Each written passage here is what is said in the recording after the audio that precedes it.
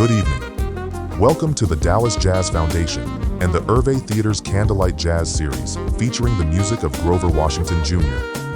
Grover Washington Jr. was an American jazz-funk soul jazz sax player who left an indelible mark on the music industry.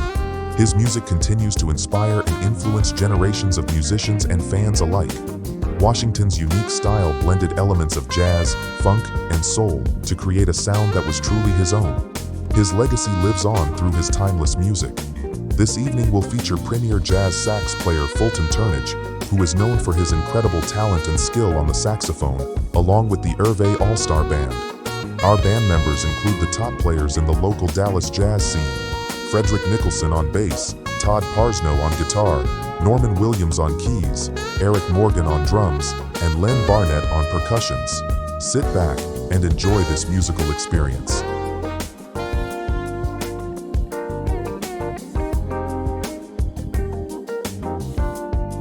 Grover Washington Jr., along with George Benson, John Clemmer, David Sanborn, Bob James, Chuck Mangione, Dave Grusin, and Herb Alpert, are considered by many to be the founders of the smooth jazz genre. Throughout the 1970s and 1980s, Washington made some of the genre's most memorable hits, including Mr. Magic, Reed Seed, Black Frost, Wine Light, Inner City Blues, and The Best Is Yet to Come. In addition, he performed very frequently with other artists, including Bill Withers on Just the Two of Us, Patti LaBelle on The Best Is Yet to Come, and Phyllis Hyman on A Sacred Kind of Love. He is also remembered for his take on the Dave Brubeck classic Take 5, and for his 1996 version of Soulful Strut. Washington was born in Buffalo, New York on December 12, 1943. His mother was a church chorister, and his father was a collector of old jazz gramophone records and a saxophonist as well, so music was everywhere in the home. He grew up listening to the great jazzmen and big band leaders like Benny Goodman, Fletcher Henderson, and others like them. At the age of 8, Grover Sr. gave Jr. a saxophone. He practiced and would sneak into clubs to see famous Buffalo blues musicians.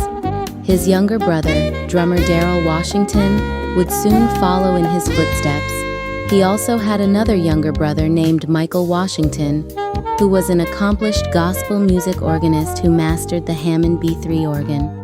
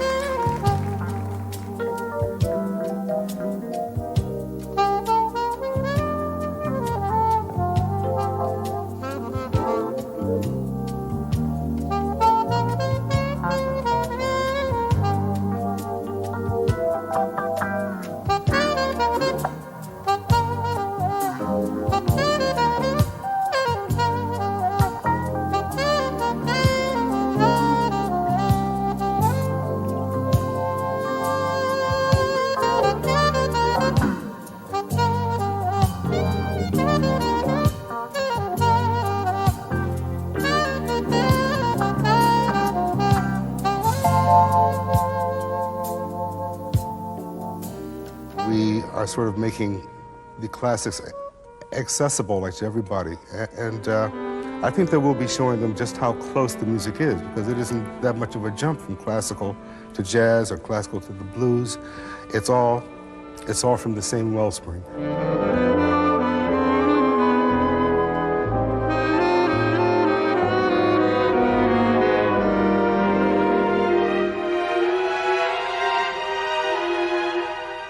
We have our language, and they have their language, but it's the same language.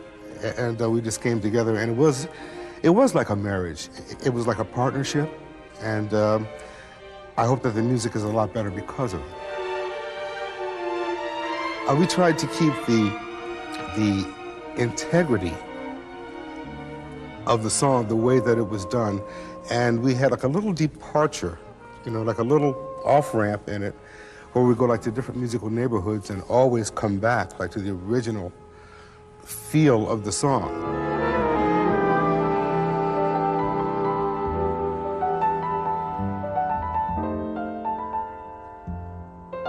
Some songs that we played, there was a lot of improvisation going on.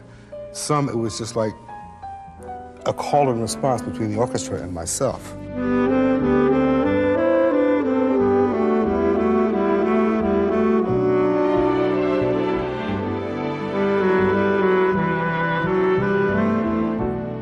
Decided to do the best for the music, and not to take it out of its character, but to maybe bend it and shape it a little bit, and then bring it back so that you are taking your audience on a little musical journey. I think that is the major achievement.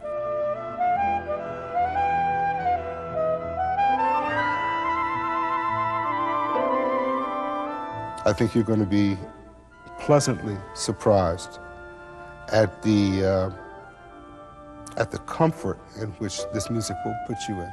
It's going to put you in like a little comfort zone. And I just hope you enjoy it.